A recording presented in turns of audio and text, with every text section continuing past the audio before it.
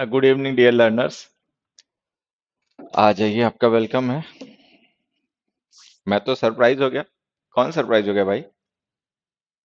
अरे सर, आप यहाँ कब से पढ़ाने लगे? सरप्राइज ना हो, पढ़ाई करते हैं जब। देखिए, आज की क्लास में मैं आपके साथ डिस्कस करूंगा कुछ इंपॉर्टेंट कॉमन एयर के क्वेश्चंस जिन पे बेस्ड हमारे पेपर में अक्सर क्वेश्चंस आते हैं। अच्छे क्वेश्चंस हैं। आसान नहीं है, जैसा कि आप जानते हो कि थोड़ा सा मॉडरेट लेवल के ही है। देखिए स्क्रीन पर, ये सेंटेंसेस हैं। None of these sentences have no error। इनमें से किसी भी सेंटेंस में नो एरर नहीं है। मतलब all these sentences have got some mistakes। सारे ही सेंटेंसेस में कुछ ना कुछ मिस्टेक्स हैं। और हमें क्या करना है कि उन मिस्टेक्स को आइडेंटिफाई करके उनके करेक्शंस स्टेट करने की। What is the correction? पहला स्टेटमेंट है, this scheme has been very advertised in specialist magazines across the world. Second statement, I must get some sleep now, I am extremely dead. And third statement, at the exhibition we happened to see some paintings of M.F. Hussain, one of the greatest painters. ठीक है। अब ये जो questions हैं इनको आप पढ़िए, इनको समझिए, और समझने के बाद में इनके जो करेक्शंस हैं उन्हें कमेंट कीजिए। इन स्टेटमेंट्स को आप पढ़िए बच्चों। गुड इवनिंग सभी को। इन स्टेटमेंट्स को आप पढ़िए, पढ़कर समझिए, और जो भी करेक्शंस हैं वो करेक्शंस कमेंट कीजिए। चलिए,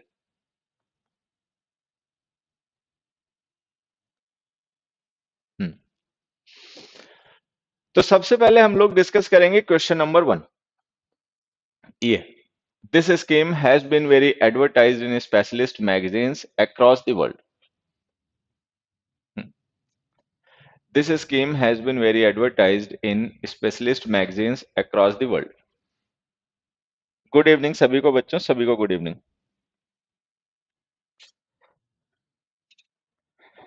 चलिए, अब अगर सरप्राइज से आप नॉर्मल हो गए तो आंसर्स को कमेंट करना शुरू करें। First you answer the question number 1। सबसे पहले क्वेश्चन 1 जो है इसको आप एक बार आंसर करें। This scheme has been very advertised in specialist magazines across the world.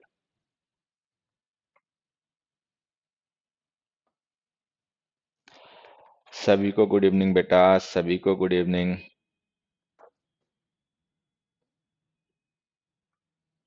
चलिए, कुछ बच्चों ने आंसर बताने शुरू कर दिए हैं।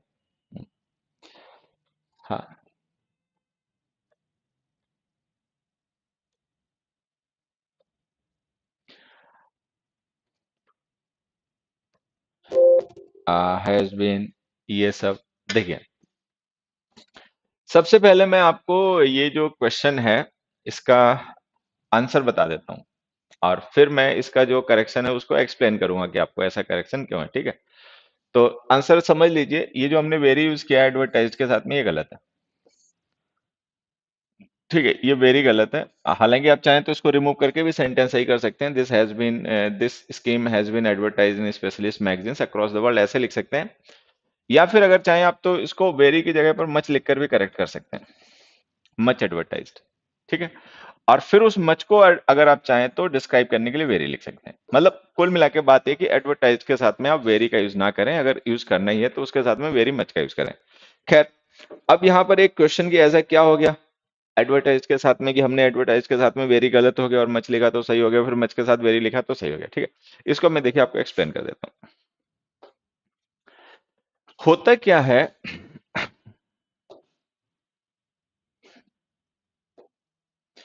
ये जो वेरी है बच्चों, ठीक है, ये हमारा है adverb of degree. Adverb of degree. ठीक है, मच जो है वो भी एडवर्ब ऑफ डिग्री है।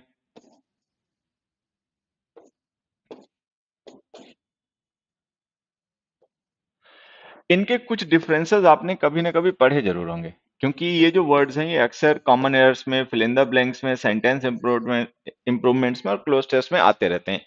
इनके यूसेस जो हैं, वेरी है, मच है, इनके यूसेस जो हैं बच्चे, इन पे बेस्ड क्वेश्चंस जो हैं वो आते ही रहते हैं। अच्छा, अब मैं आपको बेसिकली समझाता हूँ, इनमें कुछ डिफरेंसेस होते हैं। यहाँ पर मैं एग्जांपल्स के थ्रू आपको समझा देता हूँ, आप उनको आगे ध्यान रखेंगे। देखिए, सबसे पहला डिफरेंस, छोटे छोटे डिफरेंसेस हैं लेकिन दो चार डिफरेंसेस हैं, मैं बता दूंगा, आप उनका आगे ध्यान रखें। सबसे पहले मैंने एक सेंटेंस लिखा, you have very experience. Second example मैंने लिखा, you are very richer than Mohan. Third statement मैंने लिखा,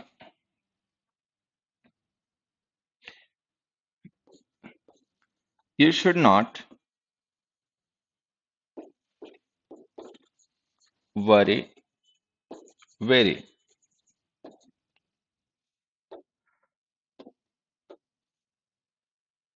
अब देखिए ये जो मैंने थ्री स्टेटमेंट्स लिखे हैं यहां पर, इनको फिर से एक बार समझिए। हाँ, सम इज रॉन्ग, ठीक है बेटा, वो हो गया, अब उसका क्वेश्चन का आंसर बता दिया, बस उसको आप समझिए, वो छोड़िए।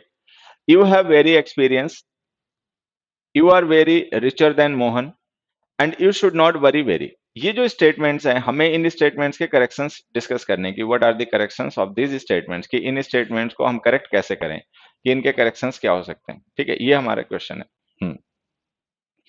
तो देखिए मैं समझाना आपको शुरू करता हूं, आप ऐसे समझें। ये जो एक्सपीरियंस वर्ड है ये नाउन है। नाउन्स को डिस्क्राइब करना काम जो होता है वो एडजेक्टिव्स का होता है, या फिर डिटर्मिनर्स जो होते हैं क्वांटिटी वगैरह के लिए यूज किए जाते हैं। वेरी फिलहाल में ना कोई डिटर्मिनर होता है ना ही कोई एडजेक्टिव होता है, तो ये एक्सपीरियंस नाउन के साथ में यूज नहीं हो पाएगा, ये गलत हो गया, इसको आप रिमूव कर दें, इसकी जगह लिख दें मच। तो एक तो ये जो सिचुएशन है जिसमें हमने वेरी को मच से रिप्लेस किया, इसे समझिए। अगर हम कभी भी किसी नाउन के साथ में वेरी या मच में से किसी एक को लिखना चाहें तो आप मच का ही यूज कर पाएंगे, वेरी उस कॉन्टेक्स्ट में गलत हो जाएगा। वेरी एडवर्ब ऑफ डिग्री होता है, मच जो होता है वो आपका डिटर्मिनर भी होता है। इससे पहले की जो क्लास थी शायद हमारी, वो डिटर्मिनर्स के कुछ कॉन्सेप्ट्स को ही डिस्कस करने में हमने मतलब उस पे डिटर्मिनर्स के कुछ कॉन्सेप्ट डिस्कस किए थे, much, many, few, little, fewer, fewest, ये सब हमने डिस्कस किए थे। तो यहाँ पर हमें ध्यान ये रखना है कि एक्सपीरियंस नाउन है, वेरी उसको डिस्क्राइब नहीं कर सकता। नाउन्स को या तो एडजेक्टिव्स या फिर डिटर्मिनर्स के साथ लिखा जाता है, या यूं कहिए कि नाउन्स के साथ में या तो एडजेक्टिव्स या डिटर्मिनर्स लिखे जाते हैं। वेरी एडवर्ब था तो वो उसके साथ आ नहीं पाएगा, तो हमने वेरी को रिमूव करके उसकी जगह मच लिख दिया। ओके, मच जो है ये डिटर्मिनर होता है, तो ये नाउन को डिटरमिन करने के लिए उसके साथ में लिखा जा सकता है। तो एक तो ये ध्यान रखना है कि नाउन्स के साथ में वेरी का यूज नहीं करना है, नाउन्स के साथ में आपको यूज करना पड़े तो मच का यूज कीजिए, ठीक है। चलिए नेक्स्ट देखिए, नमस्ते बच्चों सभी को। नेक्स्ट है, you are very richer than Mohan. Very जो हमारा एडवर्ब होता है, अब जैसे यहाँ पे जो हमने रिचर लिखा है नाउन नहीं है, ये एडजेक्टिव है कंपैरेटिव डिग्री का। तो एडजेक्टिव्स के साथ में वेरी का यूज हो सकता है, क्योंकि वेरी एडवर्ब होता है, एडवर्ब्स एडजेक्टिव्स को डिस्क्राइब कर सकते हैं, नाउन्स को नहीं कर सकते, तो नाउन के साथ में वेरी गलत हो गया, लेकिन रिचर इसका सही हो सकता है। तो अब यहाँ पे ध्यान ये रखना है कि वेरी जो होते हैं पॉजिटिव डिग्री के एडजेक्टिव और एडवर्ब्स को डिस्क्राइब करता है, जो पॉजिटिव डिग्री के एडजेक्टिव्स या एडवर्ब्स होते हैं, ठीक है। यहाँ पर जो रिचर है ये कंपैरेटिव डिग्री का एडजेक्टिव है, क्योंकि कंपैरेटिव डिग्री का एडजेक्टिव है तो इसके साथ में वेरी नहीं आ पाएगा, इसके साथ में भी आपको लिखना पड़ेगा मच। तो ये पॉइंट ध्यान रखेंगे कि वेरी का यूज कंपैरेटिव डिग्री के जो एडजेक्टिव या एडवर्ब्स होते हैं उनके साथ नहीं करना है। वेरी का यूज जो होता है वो नाउन्स के साथ नहीं करना है, और वेरी का यूज जो है कंपैरेटिव डिग्री के एडजेक्टिव के साथ नहीं करना है। फिर आते हैं थर्ड एग्जांपल पे, you should not worry very. अब यहां पर हमें ये समझना है कि जो हम वेरी वर्ड यूज कर रहे हैं ये एडवर्ब है, ठीक है, लेकिन ये एडवर्ब डिस्क्राइब किसे कर रहा है, क्योंकि एडवर्ब्स जो होते हैं वो या तो एडजेक्टिव को या एडवर्ब को, ठीक है भाई, जो एडवर्ब्स होते हैं वो या तो किसी एडजेक्टिव को या किसी वर्ब को या किसी दूसरे एडवर्ब को डिस्क्राइब करते हैं। तो अगर हमने यहाँ पर वेरी एडवर्ब यूज किया तो किसे डिस्क्राइब कर रहा है, तो ध्यान से देखें तो ये डिस्क्राइब कर रहा है वरी को। वरी जो है वर्ब है, ठीक है। अब एक चीज जो सबसे इंपॉर्टेंट है, मतलब जो एक इंपॉर्टेंट पॉइंट है जिसको समझने से हमारा वो जो पहला क्वेश्चन है वो हमें समझ में आएगा, वो मैं आपको बताता हूं कि वेरी का यूज हम करते हैं एडजेक्टिव या एडवर्ब्स को डिस्क्राइब करने के लिए जो स्टेट को एक्सप्रेस करते हैं, स्टेट को, ठीक है। वर्ब्स जो होते हैं, ये जैसे वर्ब है वरी, ये एक एक्टिविटी है, ठीक है। तो जो एक्टिविटी शोइंग वर्ब्स होती हैं उनके साथ में मच लिखा करो। तो जो एक्टिविटी है, एक्शन है, उसको एक्सप्रेस करने वाले वर्ड्स जो होते हैं उनके साथ में मच का यूज करें। तो कहने का मतलब यह है कि adjectives can never refer to some activity और एक्शन। एडजेक्टिव्स तो कभी किसी एक्शन को ठीक है, ये एक्टिविटी को रेफर नहीं कर सकते, तो उनके साथ में हम वेरी यूज कर लेते हैं। लेकिन जो वर्ब्स होती हैं, वर्ब्स जो होती हैं वो एक्टिविटीज को, एक्शंस को रेफर करती हैं, ठीक है। तो उनके साथ में जो वर्ब्स होती हैं, क्योंकि वो एक्शन को रिप्रेजेंट करती हैं, तो उनके साथ में वेरी का यूज ना करें, उनके साथ में हमेशा मच का यूज करें। तो ये लो, वेरी की जगह मच आ गया। देखो यहाँ पर मैंने तीन, आप अभी एक यूज हमें और डिस्कस करना है वेरी और मच का, वो भी अभी हम डिस्कस करेंगे, पहले ये समझ लीजिए। कभी भी नाउन के साथ यूज करना है, हम्म, लेकिन वर्ब एक्शन वर्ब नहीं है बेटा, मेंटल एक्शन ही होता है वरी करना, ठीक है। हमारे साथ क्या है कि कुछ बच्चे हैं वो एक्शन का मतलब मानते हैं तोड़ फोड़, मतलब एक्शन का मतलब है कुछ उठा के फेंक दिया, कुछ उठा के खींच लिया, उठा दिया, तोड़ दिया, पटक दिया, ठीक है, ये एक्शन नहीं, ऐसा नहीं बचे। एक्शन का मतलब होता है any kind of activity which progresses, जो प्रोग्रेस करती है, मतलब एनी एक्टिविटी विच प्रोग्रेसेस, जिसमें प्रोग्रेशन होता है, मतलब जो प्रोग्रेस करती है। वो एक्टिविटी फिजिकल भी हो सकती है, मेंटल भी हो सकती है, ठीक है। बट हम सतही तरह पे चीजों को देखते हैं, तो हम एक्टिविटी का मतलब सीधे मान लेते हैं उन चीजों से जिनमें कोई मतलब फिजिकल एक्टिविटी हो रही है, जो हमें फिजिकली दिखाई पड़े, जैसे कोई पर्सन पढ़ा रहा है, कोई बच्चा खेल रहा है, ठीक है, बर्ड्स फ्लाई कर रहे हैं, तो हम एक्टिविटी उसी को मानते हैं, हम एक्शन उसी को मानते हैं। तो ये हमारी शैलो अंडरस्टैंडिंग है, ये हमारी लर्निंग की कमी है कि हमने आधी चीजें जानी है अभी, ठीक है, उसको धीरे धीरे पूरा करना पड़ेगा। एक्टिविटी से मतलब होता है बच्चे any thing, any action which progress, जो मतलब प्रोग्रेस करता है, ठीक है। मेंटल एक्टिविटीज होती हैं बेटा, रिवाइज करना एक्टिविटी है। जब आपको कुछ पढ़ाया जाता है और उसको आप बाद में रिवाइज करते हो, that is a kind of activity, ठीक है। उसमें कोई फिजिकल मतलब एक्टिविटीज नहीं होती, but that is kind of mental activity, ठीक है। जब आप मेंटल कैलकुलेशन कर रहे होते हो, मैथ सॉल्व करते समय आप दिमाग में कैलकुलेशन कर रहे होते हो, तो दैट इज एन एक्टिविटी, वो एक एक्टिविटी है, ठीक है।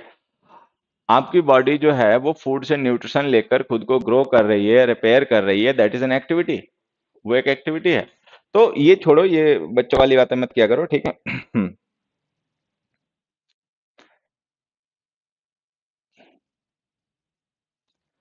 बात समझ में आई? तो यहाँ पर ध्यान ये रखना है कि एक्टिविटी का मतलब केवल ये नहीं कि कोई फिजिकल एक्टिविटी हो, मतलब कोई फिजिकल एक्सप्रेशन हो, एक्टिविटीज मेंटल भी होती हैं बच्चे, ठीक है। There are some other kind of activities too, जैसा आप समझते हैं उसके अलावा भी एक्टिविटीज होती हैं, तो उसको ध्यान रखेंगे। तो वरी जो वर्ब है, that is a kind of activity, because when you worry it takes time, ठीक है। मान लीजिए कोई पर्सन किसी के बारे में सुबह से चिंता कर रहा है या सोच रहा है, that is kind of mental activity which is taking place in his mind, ठीक है।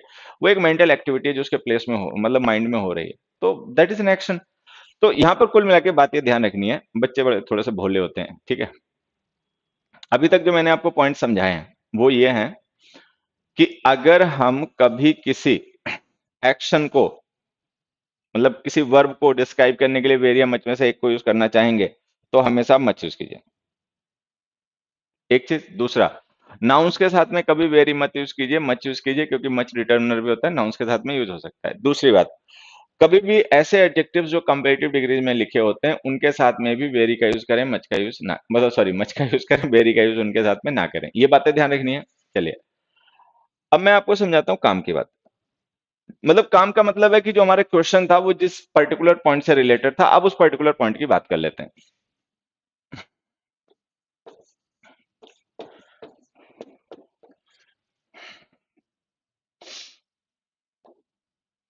ही वॉज डैश ashamed,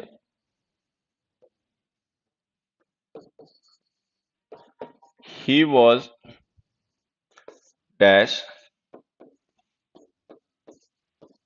criticized,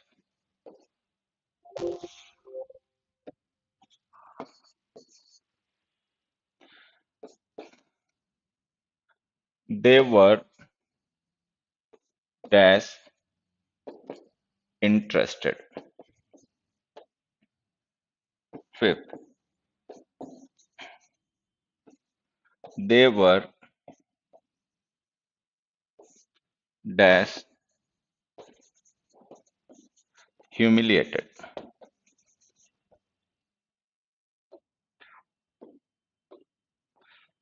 फिर से समझ लीजिए एक बार, मैं स्टेटमेंट्स आपको बोल देता हूँ ये क्या स्टेटमेंट्स हैं।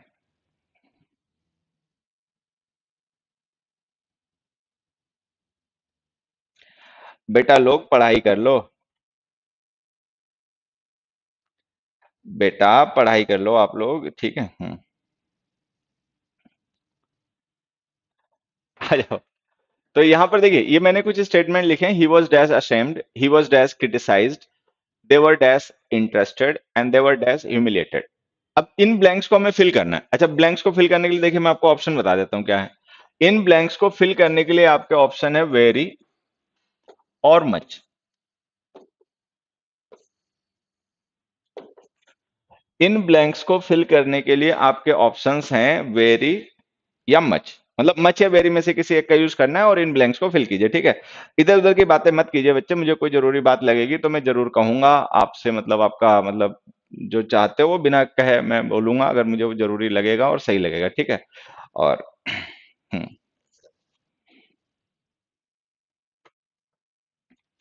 आ जाओ। He was dash ashamed, he was dash criticised, they were dash interested and they were humiliated. Fill in this blanks, बच्चे ये ब्लैंक्स फिल करो ताकि इधर की। हाँ, very much, much very, very good, बहुत अच्छे। देखो हाँ, कुछ बच्चे हैं वो अपना पढ़ाई में लग गए, अब कुछ बच्चे हैं वो अपना इधर उधर का अभी ज्ञान बांटने में लगे पड़े हैं। बेटा पहले पढ़ लो। He was dash assumed, he was dash criticised, they were dash interested and they were dash humiliated. Fill in this blanks.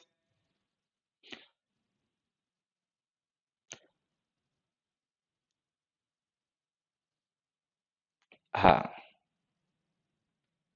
Fill in this blanks, इन ब्लैंक्स को फिल कीजिए।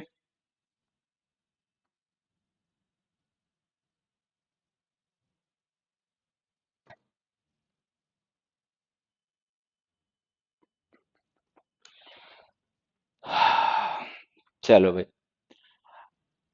अब यहां पर एक बात समझना जो मैं आपको समझाऊंगा। ये जो भी हम लिखेंगे, वेरी लिखेंगे या मच लिखेंगे, जो भी हम लिखेंगे वो एडवर्ब होगा, पहली बात। कि वो जो भी हम यहाँ पर बच्चे लिखेंगे ना वो एडवर्ब होगा। क्यों एडवर्ब होगा ये भी समझना, क्योंकि जिस वर्ड को हमें डिस्क्राइब करना है ना, जैसे हमें यहाँ पे अशेम्ड को डिस्क्राइब करना है, यहाँ पर क्रिटिसाइज को डिस्क्राइब करना है, यहाँ पे इंटरेस्टेड को डिस्क्राइब करना है, यहाँ पे ह्यूमिलेटेड को डिस्क्राइब करना है, तो ये वर्ब्स हैं। ये नाउन तो है नहीं कि जो हम कह देंगे डिटर्मिनर है, ये वर्ब्स हैं। तो अगर ये वर्ब्स हैं तो जो भी हम इनके साथ लिखेंगे वो एडवर्ब होगा, पहली बात।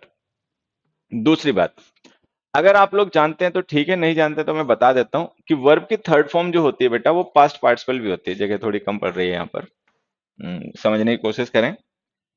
जो वर्ब की थर्ड फॉर्म हम यूज करते हैं कई बार एज एन एडजेक्टिव, तो जो वर्ब की थर्ड फॉर्म एडजेक्टिव्स के तरीके से यूज की जाती हैं हम उन्हें कहते हैं पास्ट पार्टिसिपल। अच्छा, कुछ बुक्स वगैरह में आप पढ़ते होंगे कि जो वर्ब की थर्ड फॉर्म होती है उसको लिखा ही पास्ट पार्टिसिपल जाता है, चाहे आप उसको परफेक्ट टेंस बनाने के लिए यूज करो, चाहे पैसिव वॉइस बनाने के लिए यूज करो, चाहे उसको आप एज एन एडजेक्टिव यूज करो, वो इधर वे उसको कहते हैं पास्ट परफेक्ट ही है, मतलब पास्ट पार्टिसिपल ही कहते हैं। ये जो मेरी बात है अगर तुम लोग समझ नहीं पा रहे हो, जो कि मुझे लग रहा है कि शायद नहीं समझ में आ रही होगी, ठीक है, तो मैं एक एग्जांपल से समझा देता हूँ। देखो, they have broken the chair, ठीक है। दूसरा, the chair was broken by them,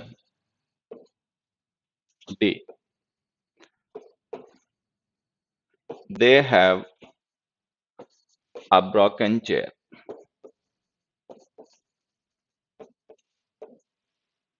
ठीक है।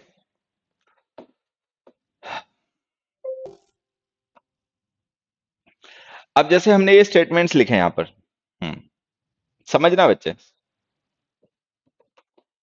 अमेजन पर भी प्रैक्टिस बुक अवेल कराइए भैया, हमें पढ़ा लेने दो, ये प्रैक्टिस बुक और फलाना ढिमकाना इतने के लिए टाइम भी नहीं हो, मन भी नहीं, सही बताएं तो, ठीक है।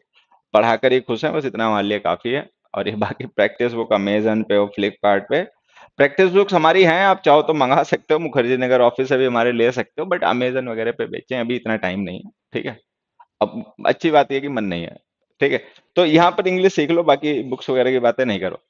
जैसे हमने लिखा they have broken the chair, the chair was broken by them and they have a broken chair. अब आप ध्यान से देखोगे तो ये जो ब्रोकन है ना, ये वर्ब की थर्ड फॉर्म है। ये ब्रोकन वर्ब की थर्ड फॉर्म है और ये ब्रोकन वर्ब की थर्ड फॉर्म है। अब इसके फंक्शन समझना। यहां पर जो ब्रोकन हमने लिखी है एक्टिव फॉर्म की वर्ब है, ये एक्टिव फॉर्म की वर्ब है, ठीक है। परफेक्ट टेंस बनाने के लिए लिखी गई है। ठीक है, यहां पर जो हमने लिखा था chair was broken by them, ये ब्रोकन जो है ये भी वर्ब की थर्ड फॉर्म है, लेकिन ये परफेक्ट टेंस नहीं, पैसिव वॉइस बनाने के लिए लिखी गई है। ठीक है, यहां पर ये जो ब्रोकन है, they have a broken chair, ये ब्रोकन जो है ये ना परफेक्ट टेंस है, क्योंकि यहां पर हैव मेन वर्ब है और ये प्रेजेंट इंडेफिनिट टेंस है। ये ब्रोकन ना तो वर्ब को एक्सप्रेस, टेंस को एक्सप्रेस कर रही है, ना एक्टिव पैसिव को एक्सप्रेस कर रही है। ये जो ब्रोकन है ना वो चेयर की स्टेट डिस्क्राइब कर रही है और ये एडजेक्टिव है। They have a chair, what kind of chair do they have, तो आंसर आ गया ब्रोकन। तो ये ब्रोकन एडजेक्टिव है, ये ब्रोकन पैसिव फॉर्म की वर्ब है, थर्ड फॉर्म है, पैसिव में यूज होती है, और ये ब्रोकन जो है परफेक्ट टेंस की वर्ब है, थर्ड फॉर्म में। जो परफेक्ट स्टेट की वर्ब्स होती हैं वो भी थर्ड फॉर्म में लिखी जाती हैं, तो लोग तुम जानते होगे जब भी हम कोई परफेक्ट टेंस बनाते हैं तो वर्ब की थर्ड फॉर्म लिखते हैं। ठीक है, तो कुल मिला के होता क्या है कि हम इसको मेन वर्ब और इसको हम नॉन फाइनाइट वर्ब कहते हैं। देखो, ये जो ब्रोकन है ये वर्ब की थर्ड फॉर्म है, सबको पता है वर्ब की थर्ड फॉर्म है। ठीक है, जो वर्ब की थर्ड फॉर्म होती है उसका यूज हम कब कब करते हैं? एक, हम उसका यूज करते हैं परफेक्ट टेंस बनाने के लिए। दूसरा, हम परफेक्ट टेंस के अलावा उसका यूज करते हैं पैसिव वॉइस बनाने के लिए। तीसरा, हम वर्ब की थर्ड फॉर्म्स का यूज नाउन्स को डिस्क्राइब करने के लिए भी करते हैं। ठीक है, एज एन एडजेक्टिव। जैसे ये वाली जो ब्रोकन है ना वर्ब की थर्ड फॉर्म, इसका यूज हमने एज एन एडजेक्टिव यूज किया चेयर नाउन को डिस्क्राइब करने के लिए। तो ये चाहे हम इसको एज अ वर्ब यूज करें, मतलब चाहे एज एन एडजेक्टिव यूज करें, ये जो वर्ब की थर्ड फॉर्म होती है इसका जेनरिक नेम जो होता है, जेनरिक, वो होता है पास्ट पार्टिसिपल। Past participle. तो जो वर्ब की सेकंड फॉर्म होती है वो उसकी पास्ट फॉर्म होती है, और जो उसकी थर्ड फॉर्म होती है वो उसकी पास्ट पार्टिसिपल फॉर्म होती है। जनरली हम इसे पास्ट पार्टिसिपल तभी कहते हैं जब हम इसको इस तरीके से यूज करें किसी नाउन को डिस्क्राइब करने के लिए एज एन एडजेक्टिव। ठीक है, ये सारी बातें ध्यान रखनी है। तो अब बात ये है कि जो वर्ब की थर्ड फॉर्म होती है उसका यूज हम पैसिव वॉइस में भी करते हैं, और उसका यूज हम एज एन एडजेक्टिव भी करते हैं। अब जैसे ये एग्जांपल है, he was dash ashamed, he was dash criticized, they were dash interested and they were dash humiliated। अब हमें डिसाइड ये करना है कि जो हमने ह्यूमिलेटेड लिखा है, इंटरेस्टेड लिखा है, क्रिटिसाइज्ड लिखा है, अशेम्ड लिखा है, इन वर्ब की थर्ड फॉर्म्स को हम यहाँ पर क्या माने, पैसिव वर्ब इनको माने, ठीक है, या एडजेक्टिव माने, ये हमें डिसाइड करना है। क्योंकि जब हम ये डिसाइड कर लेंगे ना तो हमारे क्वेश्चन का आंसर हमें समझ में आ जाएगा, नहीं तो फिर हमें याद करना पड़ेगा। मैं बताऊंगा फिर तुम याद करे करे घूमना, किस वर्ड के साथ ये आता है, उस वर्ड के साथ में वो आता है। तो यहां पर बच्चे आपको क्या करना है, एक छोटा सा टास्क मैं आपको दे रहा हूं।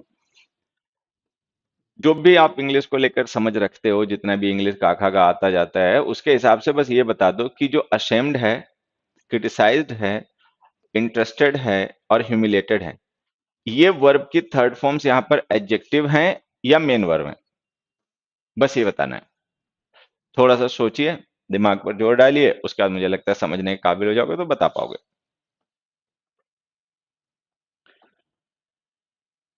क्योंकि जो आपका आंसर है ना बेटा वो इसी डिफरेंस पे बेस्ड है। जो इसमें मच और वेरी हमें यूज करने हैं, तो मच यूज होगा या वेरी यूज होगा, वो इसी डिफरेंस पे बेस्ड है कि जो वर्ब है जिसके साथ आप लिखने जा रहे हो मच या वेरी को, वो वर्ब एक्चुअली है क्या, वो मेन वर्ब की थर्ड फॉर्म है पैसिव वॉइस में, या वो एडजेक्टिव है। चलिए,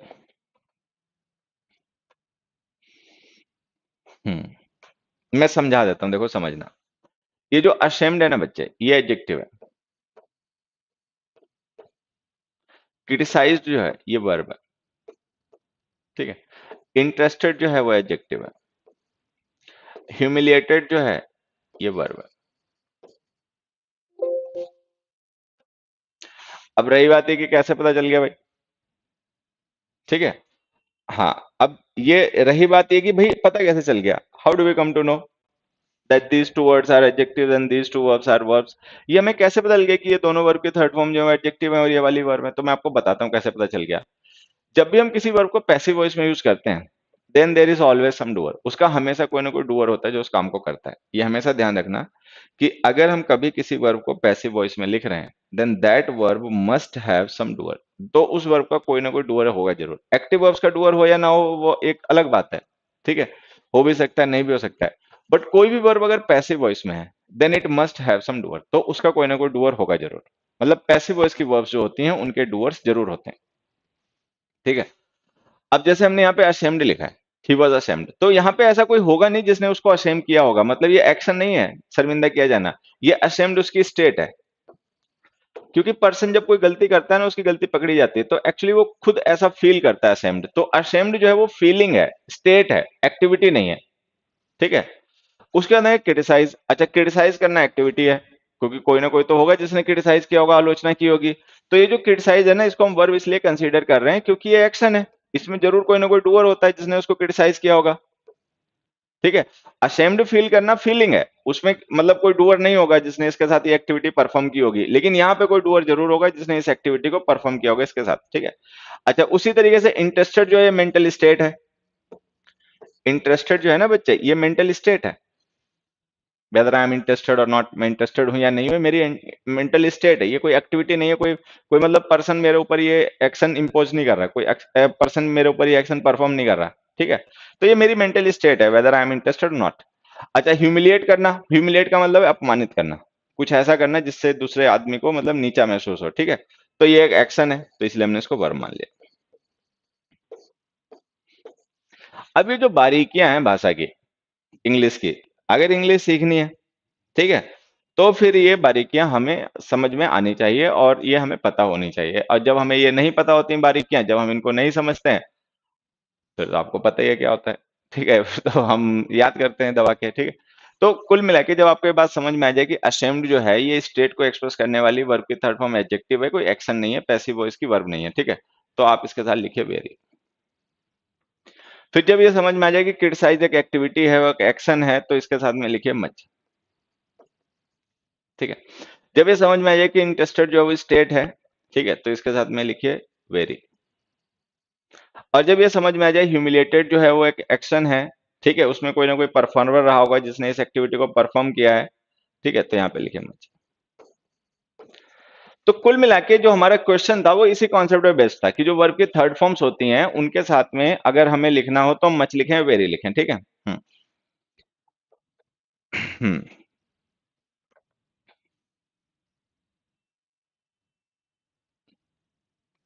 बात समझ में आई। अगर हम वर्ब की थर्ड फॉर्म के साथ में मच या वेरी लिखना चाहें, तो हमें यहाँ पर यह ध्यान रखना है कि अगर उसको हम as a main verb use करेंगे, जैसे हम वर्ब की थर्ड फॉर्म को as a main verb use करते हैं पैसिव वॉइस में, परफेक्ट टेंस में, तब तो आपको मच ही लिखना है, वेरी आप नहीं लिख पाओगे। ठीक है। लेकिन अगर हम किसी वर्ब की थर्ड फॉर्म को एज एन एडजेक्टिव यूज करें, ठीक है, जहां पर वो किसी की स्टेट को एक्सप्रेस करती हो, किसी की फीलिंग्स को एक्सप्रेस करती हो, वर्ब की थर्ड फॉर्म, तो हम उसके साथ में वेरी यूज कर लेंगे। लेकिन अगर कोई वर्ब हम पैसिव वॉइस में यूज करें और वो किसी एक्शन को रेफर करे और उसमें कोई डूअर हो जिसने उस एक्टिविटी को परफॉर्म किया हो, तो फिर हमेशा मच लिखिए। एक्चुअली होता क्या है, जो मैं बात आपको पहले समझा चुका हूँ, शायद आपको ध्यान रह गई हो, नहीं ध्यान रह गई हो तो मैं आपको बता देता हूँ। मैं आपको बता देता हूँ होता है क्या। मच जो होता है एडवर्ब, वो एक्शंस को डिस्क्राइब करता है। वेरी जो होता है वो एक्शंस को डिस्क्राइब नहीं कर पाता, वो स्टेट्स को करता है। ठीक है। तो मच जो होता है वो एक तरीके से आप कह सकते हैं कि वेरी के यूजेस लिमिटेड होते हैं, स्पेसिफिक मतलब लिमिटेड यूजेस में यूज होता है। मच जो होता है उसके यूजेस उससे ब्रॉड होते हैं। तो आप ये मान के चल सकते हैं कि much most of time very को रिप्लेस कर देता है, but very her bar much को रिप्लेस नहीं कर पाएगा। ठीक है।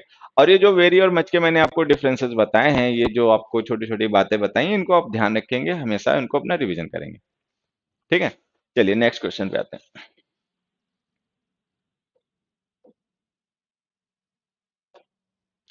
तो ये जो हमारा क्वेश्चन है फर्स्ट, ठीक है, इसमें क्या है, ये जो एडवर्टाइज हमने लिखा ना, ये एक्शन है, एडवर्टाइज किया जाना मतलब प्रचार करना। तो जरूरी प्रचार करने वाली कोई एजेंसी, कोई कंपनी, कोई लोग होंगे जिन्होंने एडवर्टाइज किया होगा मैगजीन्स में अपने आप। तो एडवर्टाइज कोई फीलिंग है, कोई इमोशन, तो कोई स्टेट तो है नहीं, एडवर्टाइज किया जाने का एक्शन है।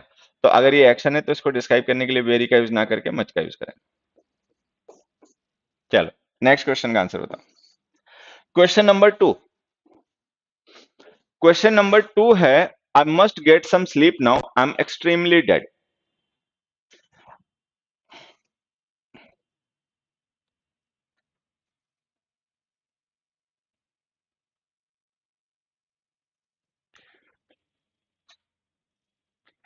प्रैक्टिस बैच कब आएगी, सब प्रीवियस ईयर की। भैया हमसे पूछ रहे हो क्या? हमें नहीं पता कब आएगी। सर आपकी बुक सहारनपुर में कहाँ से लुक शॉप नहीं है? भाई बुक को तुमने लुक लिख दिया है।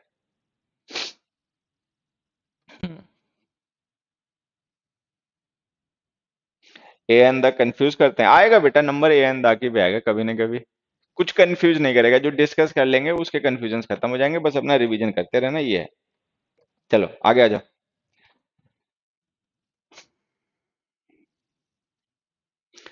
बेटा सेकंड क्वेश्चन का आंसर बता दो। I must get some sleep now, I am extremely dead.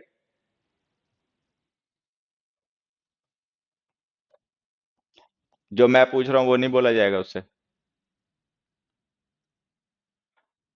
I must get some sleep now, I am extremely dead. Very dead, extremely tired, because death won't have any level of severity. बात बिल्कुल सही बच्चे की। Dead नहीं होगा, very dead होगा, very good. अच्छा एक चीज बताइए, क्या वास्तव में डेड का मतलब नॉट हैविंग लाइफ ही मानोगे? क्या डेड का मतलब एग्जॉस्टेड नहीं होता है? तुम लोग कैसे करते हो काम, मुझे समझ में नहीं आता। बेटा डेड का मतलब मृत ही नहीं होता है, डेड का मतलब और भी होता है। ठीक है, I am dead sure, dead का मतलब एकदम, एब्सोल्युटली। ठीक है। हाँ, अ डेड रोड, डेड का मतलब something which is not used anymore, जो अब यूज नहीं होता उसको भी हम डेड कहते हैं। तो शब्दों के इतने लिटरल मीनिंग मत देखा करो, ठीक है। हाँ, ये तो अपना कॉमन सेंस से समझ लो कि पर्सन जो है वो स्पीकर है, सब्जेक्ट जो है हमारा वो फर्स्ट पर्सन है, स्पीकर है। अगर हमारा स्पीकर सब्जेक्ट है तो आप ऐसे ही मान के चलो कि डेड तो वो नहीं ही होगा। तो यहाँ पे डेड का मतलब तुमने लिटरल समझ लिया है, डेड का मतलब यहाँ पे मृत नहीं है बेटा, डेड का मतलब यहाँ पर एग्जॉस्टेड। ठीक है। डिक्शनरी डिक्शनरी कोई अच्छी सी रखा करो, उससे देख लिया करो कई बार। हम्म, चलिए भाई। हाँ, डेड का मतलब टायर्ड, डेड का मतलब एग्जॉस्टेड, एग्जॉस्टेड होता है हालांकि टायर्ड नहीं होता है। चलिए, बैटरी इज डेड। सबसे पहले मैं इसका बता देता हूँ आंसर तुम लोगों को, ठीक है। सबसे पहले मैं इस क्वेश्चन का आंसर बता देता हूँ, फिर उसके बाद में इसको एक्सप्लेन करूंगा। आंसर ये है कि जो डेड हमने यहाँ पर एडजेक्टिव यूज किया ना बच्चे, इसके साथ में जो एक्सट्रीमली हमने एडवर्ब लिखा है, ये गलत है। इसके साथ आप लिखिए अब्सोल्युटली। अब्सोल्युटली नहीं लिखना चाहते हो आप टोटली भी लिख सकते हो, कंप्लीटली भी लिख सकते हो। वैसे तो मैं ज्यादा कंफ्यूज नहीं करना चाहता आपको, लेकिन फिर भी ये ऑप्शंस आपको ध्यान रखने चाहिए, ठीक है। तो ये जो हमने एक्सट्रीमली लिखा है ये हमारा गलत हो गया। इसके बजाय आप लिखिए I must get some sleep now, I am absolutely dead. और फिर से ध्यान रखिए, यहाँ पे डेड का मतलब मृत नहीं है बच्चों, यहाँ पे डेड का मतलब है, ठीक है, यहाँ पर बैच रोज नहीं चलता क्या? अब बेटा रेगुलरिटी ऐसे ही मेंटेन होती है थोड़ी सी, मतलब वीकेंड वगैरह पे मेरी कोशिश रहती है कि छुट्टी ले लूं, ठीक है, नहीं पढ़ा हूं। बाकी तो मंडे टू फ्राइडे तो क्लास होती है, परेशान नहीं हो। हम्म। इतनी रात क्लास करने तक डाटा खत्म हो जाता है, उधार मांगना पड़ता है। मांग लो उधार बेटा, इसमें किस बात की शर्म है, पढ़ाई लिखाई में डाटा उधार मांग लो। सर इंग्लिश शुरू से सीखना है, कैसे करें?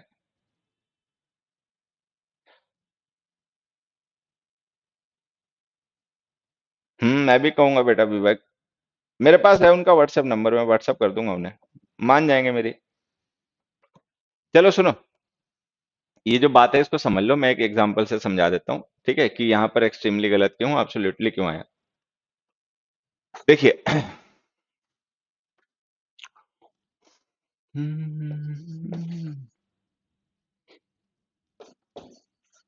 The water is dash cold,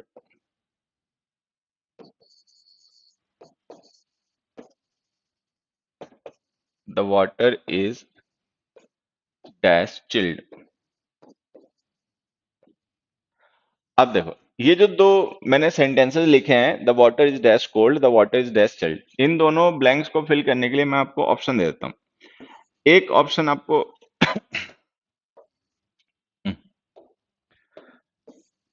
एक ऑप्शन मैं आपको दे देता हूं, वेरी, और एक ऑप्शन आपको देता हूं अब्सोल्युटली। मतलब ये दोनों तुम्हारे ऑप्शंस हो गए, वेरी एक ऑप्शन हो गया और एक ऑप्शन हो गया अब्सोल्युटली। चलिए इनका यूज कीजिए इन ब्लैंक्स में।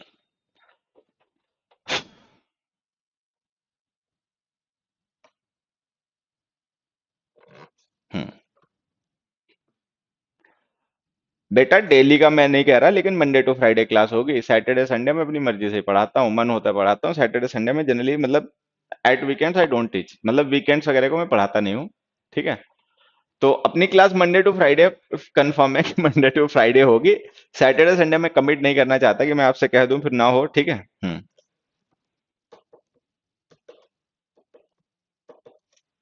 क्लास को सब लोग लाइक कर दो, पढ़ाई कर लो, लाइक एक छोड़ दो। ठीक है, लाइक शेयर मत करो। ठीक है, पढ़ लो चुपचाप अच्छे से, तुम्हें समझ में आ जाएगा, मेरे लिए इतना ही काफी है। बाकी कोई एहसान नहीं करो, लाइक शेयर यार का झंझट में मत पड़ो। अच्छा सीखोगे, जिनको समझ में आएगा वो टिक जाएंगे, जिनको नहीं समझ में आएगा उनको क्या करना है, हमें कुछ कर भी नहीं सकते। ठीक है, तो आप बेटा पढ़ाई लिखाई करो, बाकी चीजें छोड़ो। पढ़ाई लिखाई पे दिमाग लगाओ, ये समय काफी इंपॉर्टेंट है, लाइफ की क्रुशियल मतलब एक क्रुशियल एज होती है, इसको हमें अच्छे कामों में लगाना चाहिए, छोटी मोटी चीजों में टुच्चाई में इधर उधर नहीं ले जाना चाहिए। हाँ, बोलो एक आगे मैं कहाँ से हूँ। बेटा मैं यूपी में हरदोई डिस्ट्रिक्ट से हूँ, लेकिन अभी दिल्ली का हो गया हूँ। ठीक है।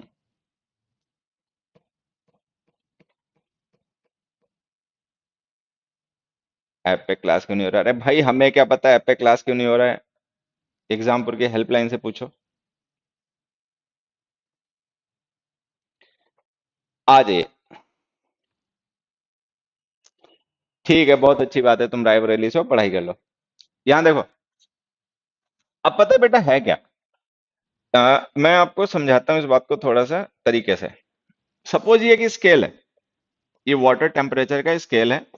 ठीक है, और ये हम मान लेते हैं कि हाईएस्ट पॉइंट है इस स्केल का, और ये लोएस्ट पॉइंट है इस स्केल का। हाईएस्ट मान लेते हैं 100 डिग्री सेंटीग्रेड हो गया। ठीक है, लोएस्ट मान लेते हैं 0 डिग्री सेंटीग्रेड हो गया। ऐसे, ठीक है, एक मिनट बच्चों। 0 डिग्री सेंटीग्रेड, तो हमने ये मान लिया कि स्केल हो गया वाटर के टेम्परेचर का, वाटर टेम्परेचर का एक स्केल हो गया। ठीक है, ये 100 डिग्री सेंटीग्रेड है, ये 0 डिग्री सेंटीग्रेड है, और फिर इनके बीच में और भी डिग्रीज हैं, 99 है, 75 है, वगैरह वगैरह वगैरह वगैरह वगैरह। ऐसे हो गया। अब इसमें क्या होता है कि एक ऐसा मतलब पॉइंट होता है, मतलब एक ऐसा टेम्परेचर पॉइंट होता है जो एवरेज होता है। मान लेते हैं यहाँ पर कुछ भी एवरेज मान लेते हैं, मान लेते हैं मिड पॉइंट, जो भी हम उसको लिखते नहीं है क्या है क्या नहीं है, लेकिन मान लेते हैं ये एवरेज पॉइंट है। एवरेज पॉइंट का मतलब एवरेज टेम्परेचर, ये एवरेज टेम्परेचर है। ठीक है, और इस एवरेज टेम्परेचर से ऊपर का जो टेम्परेचर है वो हॉट है, वार्म कह लो। ठीक है, उस एवरेज टेम्परेचर से नीचे का जो टेम्परेचर है वो कोल्ड है। ठीक है, 100 डिग्री सेंटीग्रेड जो है, इस पे तो सबको ही पता होगा, इतनी साइंस तो सबने पढ़ी ही होगी कि 100 डिग्री सेंटीग्रेड जो होता है वो वाटर का बॉइलिंग टेम्परेचर होता है। तो इस लेवल पे जो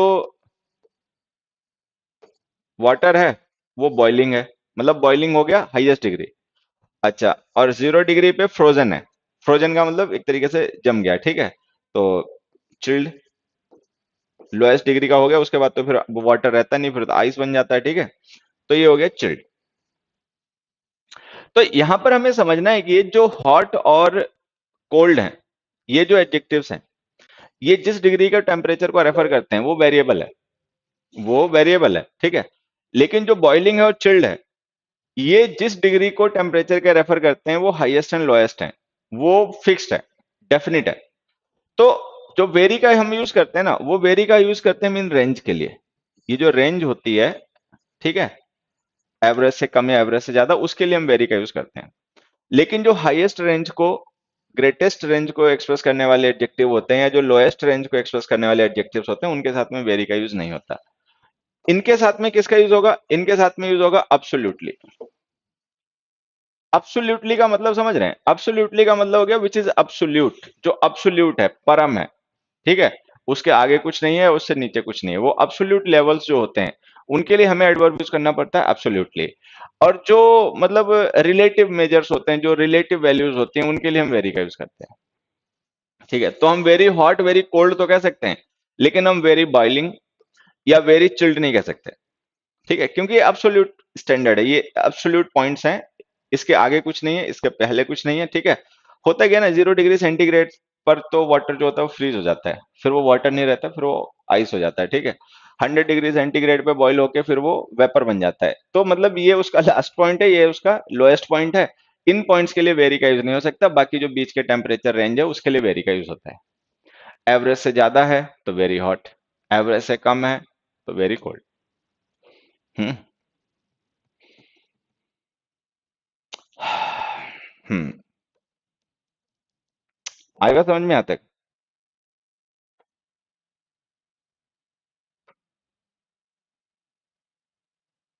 कट ऑफ पे वीडियो नहीं बनाए। देखो एक चीज मैं तुम लोगों को बता दूं, कट ऑफ किसकी क्या जाएगी, ठीक है, और किसका एक्सपेक्टेड मार्क्स क्या आएंगे, भाई मुझे ये कुछ नहीं आता। मैं आपको सीधा सा बताऊं, मैं टू द पॉइंट इंग्लिश पढ़ाता हूं और मुझे चीजें नहीं आती बेटा, ठीक है। मुझे ये भी नहीं पता कि कौन सा टॉपिक इंपॉर्टेंट है कौन सा इंपॉर्टेंट नहीं है। मुझे तो ये लगता है कि पूरा कमांड अच्छा होना चाहिए। मतलब हमें चूज करके नहीं पढ़ना चाहिए कि नहीं ये पॉइंट ज्यादा इंपॉर्टेंट है इसे पढ़ लें वो उसे पढ़ लें। हमारे पेपर में कुछ भी आ सकता है, तो जो हमारा सिलेबस होता है हमें उस पूरे सिलेबस को कॉम्प्रिहेंसिवली अच्छे तरीके से कवर करना चाहिए। पिक एंड चूज नहीं करना चाहिए, नहीं ये पढ़ेंगे ये नहीं पढ़ेंगे, ये कम पढ़ेंगे ये ज्यादा पढ़ेंगे, इसको ज्यादा टाइम देंगे इसको कम टाइम देंगे। तो मैं इस तरीके की पढ़ाई लिखाई के फेवर में नहीं हूँ, ठीक है। जो भी पढ़ना है कंप्लीटली पढ़ना है, पूरा सिलेबस कवर करना है, ठीक है। तो ये इस तरीके के वीडियोस आप मुझसे एक्सपेक्ट ना करें कि कट ऑफ से रिलेटेड, इंपॉर्टेंट पॉइंट से रिलेटेड, ये बातें मुझे करनी आती भी नहीं है और मैं करता भी नहीं, ठीक है। आप टू द पॉइंट इंग्लिश की बात करो, इंग्लिश में कुछ नहीं समझ में आ रहा है, कोई ट्रिकी कॉन्सेप्ट है जिसने आपको उलझा रखा है परेशान कर रखा है, आप पूछो, उसको मैं एक्सप्लेन कर दूंगा, ठीक है। इसके आगे की बातें मैं करता भी नहीं हूँ, मुझे आती भी नहीं है। शुरू से पढ़ाइए, अबे हाँ शुरू से पढ़ाइए। अब यहाँ देखो, ये मेरी बात अगर तुम्हें समझ में आ गई हो तो यहाँ आ जाओ। देखो ये जो कोल्ड है ना बच्चे और चिल्ड है, इनमें यही डिफरेंस है। चिल्ड जो है ना वो लोएस्ट डिग्री को रेफर करने वाला पॉइंट है, तो इसके साथ में हम वेरी नहीं लिख पाएंगे, इसके साथ हम लिखेंगे अब्सोल्युटली, अब्सोल्युटली चिल्ड, ठीक है, क्योंकि फिर उससे आगे कुछ हो नहीं सकता। वो अब्सोल्यूट का मतलब परम है कि ये लास्ट पॉइंट है। अच्छा कोल्ड के साथ में कोल्ड से कम ज्यादा हो सकता है डिग्री, अभी ये वेरी करेगी कोल्ड की, कोल्ड से ज्यादा भी होगा कम भी होगा, तो इसके बाद में आ गया वेरी। तो हम यहाँ पे लिखेंगे that water is very cold और यहाँ पे लिखेंगे वाटर इज अब्सोल्युटली चिल्ड, ठीक है।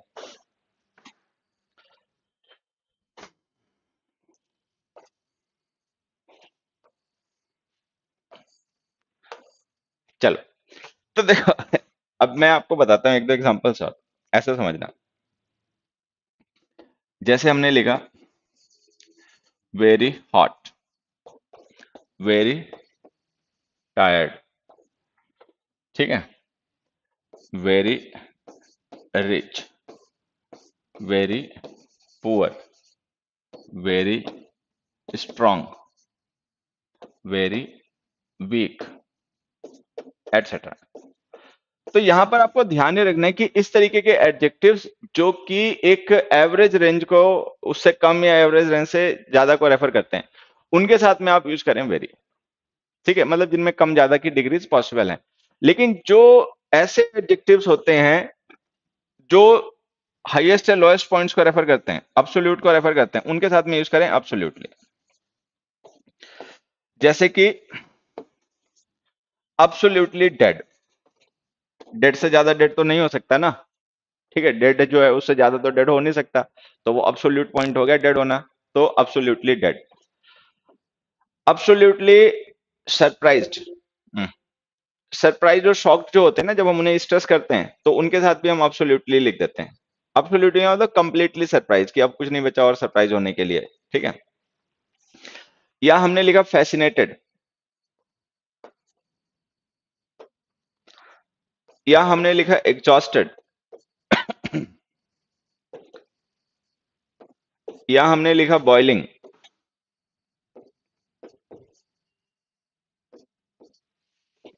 या हमने लिखा जीरो। जीरो भी अब्सोल्यूट पॉइंट होता है क्योंकि जीरो से नीचे फिर कुछ नहीं रहता, ठीक है। तो आपको यहां पर ध्यान ये रखना है कि ऐसे एडजेक्टिव्स जो हाईएस्ट या लोएस्ट पॉइंट्स को रेफर करते हैं, ठीक है, उनके साथ में वेरी है, एक्सट्रीमली है, इनका यूज ना करें, ठीक है। वेरी या एक्सट्रीमली का यूज अगर करें तो उन एडजेक्टिव्स के साथ में करें जो कि एक वेरिएबल डिग्री को रेफर करते हैं जो घट बढ़ सकती है, ठीक है। तो जैसे हमने यहाँ पे लिखा ना वेरी कोल्ड, अगर हम चाहें तो यहाँ पर एक्सट्रीमली कोल्ड भी लिख सकते हैं, ठीक है। लेकिन ये जो चिल्ड है ना, इसके साथ में वेरी एक्सट्रीमली का यूज ना करें। इसके साथ में या तो आप एब्सोल्युटली लिखें, नहीं एब्सोल्युटली लिखना है टोटली लिख दें, टोटली भी नहीं लिखना है तो कंप्लीटली लिख दें। तो ये ध्यान रखना, कंप्लीटली है, टोटली है और एब्सोल्युटली है। इन एडवर्ब्स का यूज करा करें उन एडजेक्टिव्स के साथ में जो हाईएस्ट या मतलब जो हाईएस्ट या लोएस्ट डिग्रीज को रेफर करते हैं, और जो एवरेज डिग्रीज को रेफर करते हैं, जो वेरिएबल डिग्रीज को रेफर करते हैं, जो घट बढ़ सकती हैं, जिनसे ज्यादा भी हो सकता है, जिनसे कम भी हो सकता है, तो उनके लिए वेरी का या एक्सट्रीमली का यूज करें। ठीक है, चलिए, तो हम वापस आते हैं अपने क्वेश्चन पर। हमारा क्वेश्चन था ये, I must get some sleep now, I am extremely dead. तो ये जो डेड है ना बच्चे, ठीक है, डेड का मतलब हमें एग्जॉस्टेड मानना पड़ेगा यहाँ पर। डेड का मतलब हमें मृत नहीं मानना, लेकिन जो एग्जॉस्टेड है वो भी हाईएस्ट डिग्री की टायर्ड है। देखिए, एक पर्सन है टायर्ड, थका हुआ, जो भी और थक सकता है। एक पर्सन है एग्जॉस्टेड, जो अब बिल्कुल ही थक चुका है, अब इसमें कोई गुंजाइश नहीं बची और कुछ थकने की। ठीक है, तो ये है लास्ट पॉइंट। तो इसके साथ हम लिख देंगे एब्सोल्युटली एग्जॉस्टेड, और इसके साथ लिख देंगे वेरी टायर्ड। तो इसके साथ हम वेरी लिख सकते हैं, एक्सट्रीमली लिख सकते हैं। इसके साथ में हमें एब्सोल्युटली या कंप्लीटली या टोटली ही लिखना पड़ेगा। I am totally exhausted now. ठीक है, तो जो डेड है ना, इसका मतलब यहाँ पर एग्जॉस्टेड है। तो डेड का मतलब चाहे एग्जॉस्टेड हो, चाहे इसका मतलब मृत हो, इधर वे आपको इसके साथ में यूज एब्सोल्युटली करना है, एक्सट्रीमली या वेरी का यूज ना करें। हरिओम। ठीक है, चलिए भाई, आज तक लाइव पे आपका क्लास क्यों नहीं हो रहा बेटा? स्टार्ट कर देंगे अभी, थोड़ा सा आजकल ऐसे बिजी चल रहे हैं, मैं कर दूंगा जल्दी से। हम्म।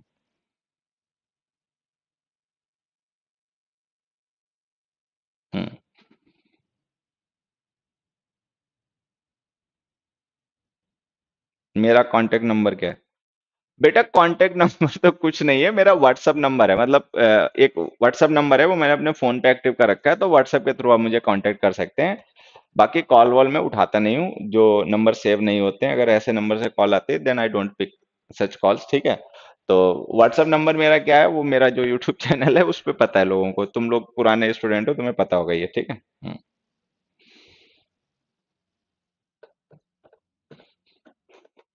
सर एसएससी में रिफॉर्म के लिए सारे टीचर प्रोटेस्ट कर रहे हैं, आप कुछ नहीं बोलेंगे? बोलूंगा बेटा, सही समय आने पर और सही प्लेटफॉर्म पे मैं जरूर बोलूंगा। ठीक है, A N the article please. चलो आ जाओ। तो अब छोड़ो ये बातें, थर्ड एग्जांपल पे आओ चलो। अब बेटा है हमारा थर्ड एग्जांपल, आंसर बताएं। At the exhibition we happen to see some paintings of M F Hussain, one of the greatest painters. At the exhibition, we happened to see some paintings of M.F. Hussain, one of the greatest painters. इस question को पढ़िए और बेटा इसका answer बताइए। An the article please. अरे भैया please करने लग जाओगे तो क्या इसी लेक्चर में थोड़ी पढ़ाने लग जाऊंगा? ठीक है, तुमने बता दिया एन द से कंफ्यूज हो और एन द तुम्हें परेशान करते हैं, तो कभी सेशन रख लेंगे उसमें समझा देंगे। अब तुम अभी प्लीज कहने लग जाओगे, अभी रोने लग जाओगे, तो अभी नहीं डिस्कस करने लग जाएंगे ना। ठीक है, आपने बता दिया कि भाई आपका कंफ्यूजन इस पॉइंट से रिलेटेड है, तो मैं इस बात को ध्यान रखूंगा और उसके हिसाब से कोई हम एक लेक्चर ऐसा प्लान करके लाएंगे आपके लिए कि आपके कंफ्यूजन दूर हो जाएं। अब अभी पीछे पड़ जाओ तुरंत ही, please please.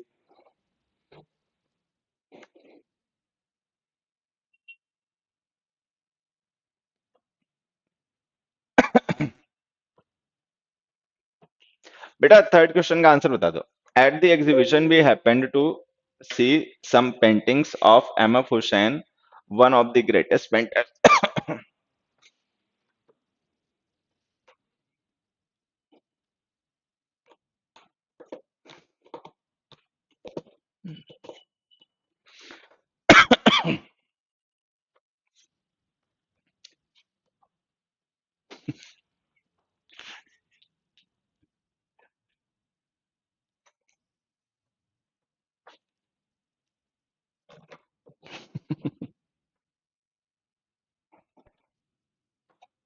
One of the great painter, बढ़िया, one of the great painters. Hmm. Good, very good, अच्छी बात है। जब मतलब ट्राई करते हो सीखने की तो अच्छा लगता है। ठीक है, चलिए। आज मैं आप लोगों के साथ में डिस्कस करने के लिए क्वेश्चंस लाया था 12। मुझे लग रहा था 15, पहले मैं सोच रहा था 15 क्वेश्चंस आपके साथ डिस्कस करूंगा, तो आई prepared slides for 15 questions, but फिर मुझे लगा नहीं, थोड़ा ज्यादा हो जाएगा, ठीक है, 15 नहीं हो पाएंगे किसी भी तरीके से discuss. Then I just kept 12 questions, कि मैंने 12 क्वेश्चन रखे कि 12 क्वेश्चंस जो हैं वो 1 घंटे में डिस्कस हो जाएंगे, 5 मिनट्स भी एक क्वेश्चन को देंगे, देन तब भी हो जाएंगे, ठीक है।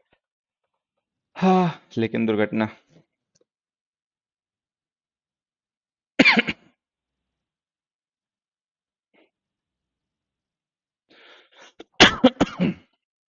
हरिओम। चलिए, ओके, अब मैं लास्ट एग्जांपल आपको समझा देता हूं, अब मैं इसे स्क्रीन पे समझा दूंगा, ठीक है।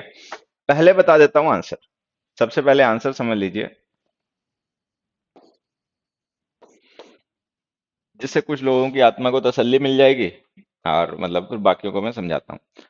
तो ये जो बच्चे हमारे क्वेश्चन है ना, इसमें आपको लिखना है at the exhibition we happened to see some paintings by M F. Hussain, one of the greatest painters, ठीक है। हम्म। सर ये लोग आपस में बकवास कर रहे हैं, थोड़ा समझाओ। इन झंझटों में मैं नहीं पढ़ता, या तो पढ़ा लूं या समझा लूं, ठीक है।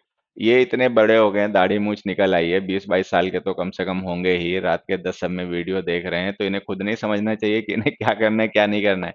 और इन्हें अगर खुद नहीं समझे तो मेरे समझाने से अब कौन से मान ही जाएंगे, और मान भी जाएंगे तो कब तक मान जाएंगे, ठीक है। हम्म। इसी टाइम पर होती है, हाँ मैं सोच रहा हूँ थोड़ा पहले कर दूं, 9 बजे से कर दूं, 10 बजे मुझे भी लेट हो जाता है। देखूंगा इनके मैनेजमेंट से बात करके, ये लोग मान जाते हैं कि 10 बजे मुझे थोड़ा सा लेट हो जाता है। हम्म। आ जाओ। तो बच्चे, ये जो हमारा थर्ड क्वेश्चन है ना, देखिए मैं आपको ये समझाता हूँ। अब मेरी बात ध्यान से सुनना आप लोग।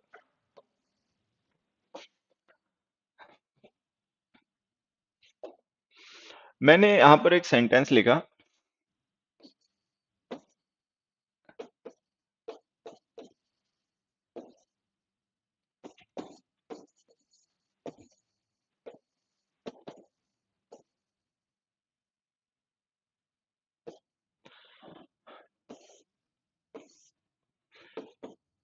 देखो इन दोनों का मीनिंग कोई डिफरेंस बता पाएगा? जैसे मैंने यहाँ पर ये दो एक काम करते हैं, चलो ऐसे देख लो। जैसे हमने लिखा Ram's photos and photos of Ram, इन दोनों में आप मुझे कोई डिफरेंस बता पाओगे? क्या डिफरेंस है? Ram's photos and photos of Ram, इन दोनों में क्या डिस्कस होगा?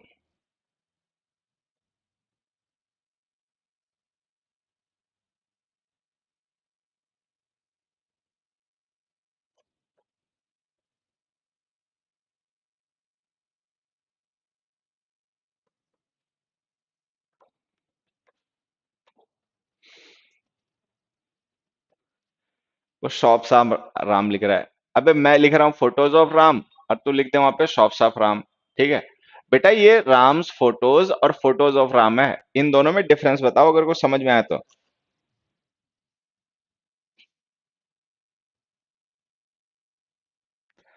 आंसर बता दो, 11 बजने वाले हैं और ये क्लास हो जाएगी बंद।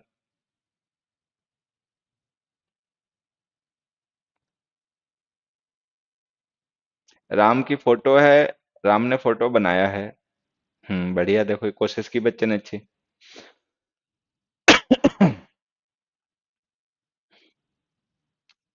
हम्म। चल, देखो पता है क्या बेटा,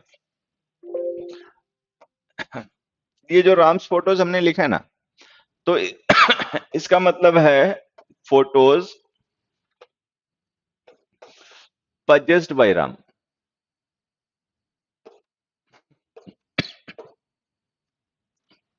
ये जो हम अपस्ट्रॉफी के साथ में पजेसिव केस लिखते हैं ना किसी भी नाउन का, ये पोजीशन शो करने के लिए होता है।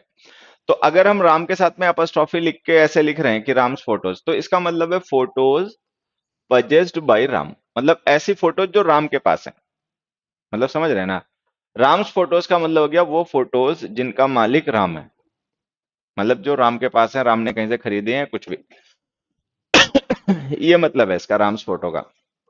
अच्छा, फोटोज ऑफ राम का भी मतलब ये हो सकता है फोटोज पजेस्ड बाय राम, ठीक है। लेकिन इसका मतलब एक और भी हो सकता है, फोटोज विच हैव राम इन दम। फोटोज ऑफ राम का मतलब एक ये भी होगा कि ऐसी फोटोज जिनमें राम है, मान लीजिए राम कहीं खड़ा, किसी ने राम की फोटो खींच ली, तो 10-20 फोटोज राम की खींच ली, तो हम कहेंगे photos of Ram. Photos of Ram का मतलब ऐसी फोटोज जिनमें राम है, ठीक है। और अगर हम राम्स फोटो लिख रहे हैं तो राम्स फोटो का मतलब हो जाएगा ऐसी फोटोज जिनका ऑनर, क्योंकि ये जो हम पजेसिव केस लिखते हैं अपस्ट्रॉफी के साथ में, ये पजेसिव केस ऑनरशिप एक्सप्रेस करता है, ये ऑनरशिप को शो करता है। तो अगर हम राम्स फोटोज लिख रहे हैं, ठीक है, तो राम्स फोटोज का मतलब है ऑनरशिप, कि ऐसी फोटोज जिनका मालिक राम है। वो फोटो किसी की भी हो सकती है, पहाड़ों की हो सकती है, जानवरों की हो सकती हैं, जंगलों की हो सकती हैं, किसी की भी हो सकती हैं, ठीक है। एक्टर्स की भी हो सकती हैं, प्लेयर्स की भी हो सकती हैं। लेकिन अगर हम फोटोज ऑफ राम लिखेंगे तो इसका भी मतलब ये हो सकता है, मतलब वो वाला मीनिंग इसका भी हो सकता है, फोटोज ऑफ राम का मतलब फोटोज पजेस्ड बाय राम भी हो सकता है। लेकिन इसका ये भी मतलब हो सकता है फोटोज विच हैव राम इन दम, मतलब ऐसी फोटोज जिनमें राम है, मतलब मान लो राम की फोटोज है जिनमें राम दिखाई पड़ रहा है, ये डिफरेंस हमें ध्यान रखना है। अब यहां पर कहानी क्या है, अब हम एक थर्ड एग्जांपल लिख दें, ठीक है। हम यहां पर लिख दें paintings of M F Hussain, और फोर्थ हम लिख दें एम एफ हुसैन पेंटिंग। अब ये तो सबको ही पता होगा, एम एफ हुसैन जो थे वो आर्टिस्ट थे, पेंटर थे, मतलब काफी रिनोन्ड पेंटर थे, बहुत ऊंचे आला दर्जे के, ठीक है। तो मान लीजिए अगर मैं ऐसे लिख दूं paintings of M F Hussain और एम एफ हुसैन पेंटिंग्स, तो अब आप क्या करोगे? इसका मतलब तो ऑनरशिप हो जाएगा, ये तो ऑनरशिप हो गया कि ऐसी पेंटिंग्स जिनके मालिक एम एफ हुसैन है, उन्होंने कहीं से खरीद लिया, ठीक है। लेकिन हमें पता है कि एम एफ हुसैन जो है वो मालिक वाला रिलेशन तो यहाँ पे हमें शो नहीं करना है, यहाँ पर तो हमें आर्ट और आर्टिस्ट वाला रिलेशन शो करना है कि जो क्या नाम एम एफ हुसैन थे वो आर्टिस्ट थे, ही विल डू पेंटिंग, वो मतलब ही वुड डू पेंटिंग, वो पेंटिंग क्या करते थे, पेंटिंग्स बनाते थे, ठीक है। तो हमें ये समझना है।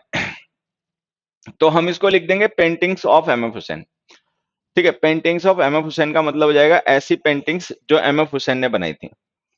अब यहाँ पे ना एक टेक्निकल पॉइंट है जो आपको समझना है, अगर हम paintings of M F Hussain लिखेंगे तो ये उनके टोटल वर्क को रेफर करेगा, टोटल वर्क।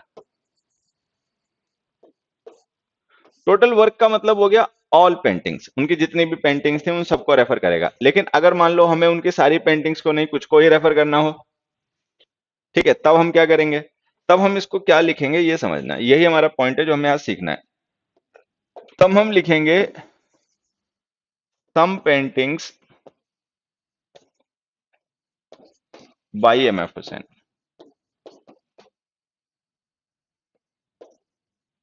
ठीक है। तो ये हमें बाई ध्यान रखना, पार्ट, टोटल।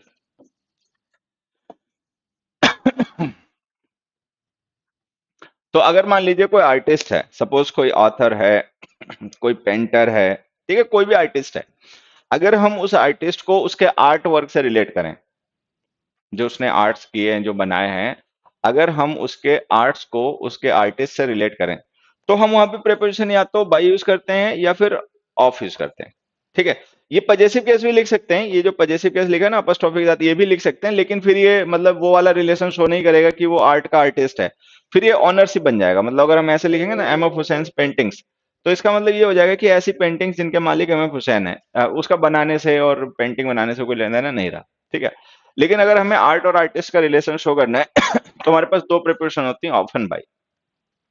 अगर हमें टोटल वर्क को रेफर करना है किसी पर्सन के, तब तो आप ऑफ यूज कर लीजिए, paintings of M F Hussain. लेकिन अगर टोटल नहीं, एक पार्ट को रेफर करना है, कुछ को ही रेफर करना है, एक दो पांच को, सबको नहीं, तो फिर आप बाई लिखिए। बाई जो होती है ना, डूअर की प्रिपरेशन होती है, इससे ये पता चलता है कि ये जो पर्सन है ये आर्टिस्ट है, आर्टिस्ट डूअर होता है, और ये जो आर्ट है, आर्ट का मतलब ये क्रिएशन है जो उसने क्रिएट किया है, ठीक है। और ये बाई प्रिपोजिशन है, ये इसी रिलेशन को एक्सप्रेस कर रही है कि ये क्रिएटर है, क्रिएटर का मतलब डूअर कह लो, परफॉर्मर कह लो, और उसने ये परफॉर्म किया है, ये रिजल्ट है, आउटकम, ठीक है। तो यहां पर हमें ध्यान ये रखना है कि अगर हम किसी आर्ट को उसके आर्टिस्ट से रिलेट करेंगे तो या तो ऑफ प्रिपरेशन यूज करेंगे, बाय प्रिपरेशन यूज करेंगे। वो हम ऑफ या बाय यूज करेंगे, वो डिपेंड करेगा कि हम आर्ट को टोटल में रेफर कर रहे हैं या कुछ पार्ट को रेफर कर रहे हैं। पार्ट को रेफर कर रहे हो तो बाय यूज कीजिए, टोटल को रेफर कर रहे हो तो ऑफ यूज कीजिए। ठीक है।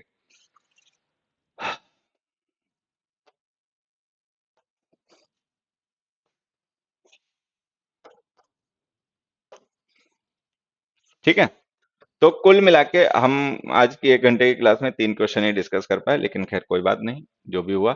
फिर से बता देता हूँ, पहले क्वेश्चन का आंसर था कि आप एडवर्टाइज जो है उसके साथ में वेरी ना यूज करके मच यूज कीजिए, क्योंकि एडवर्टाइज स्टेट या फीलिंग नहीं है, एक एक्शन है। एक्शन के लिए मच यूज कीजिए, वेरी का यूज स्टेट ऑफ फीलिंग्स के लिए कीजिए।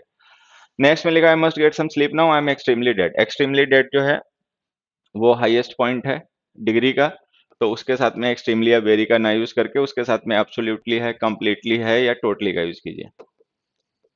ठीक है, एक्सप्लेन हो गया था ये भी कॉन्सेप्ट।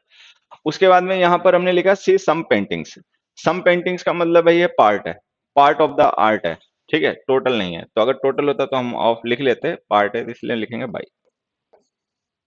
ठीक है, ये आंसर तो है। तो खैर, दैट्स ऑल फॉर टुडे। और आज के लिए बस इतना ही। और बाकी अपना रिवीजन प्रैक्टिस करते रहो, मिलते रहेंगे मंडे टू फ्राइडे, तो लाइव क्लासेस होंगी ही लगातार। ठीक है। Now I got your point, by by is use there. चलो बढ़िया, अच्छी बात है, तुम्हें बात समझ में आ गई, देर से ही सही। ठीक है। आपसे पढ़ने के लिए अभिनय सर कहते हैं भाई, अभिनय सर को मेरा थैंक यू कहना, अच्छे हैं इसीलिए मेरा नाम लेते होंगे। हाँ चलो।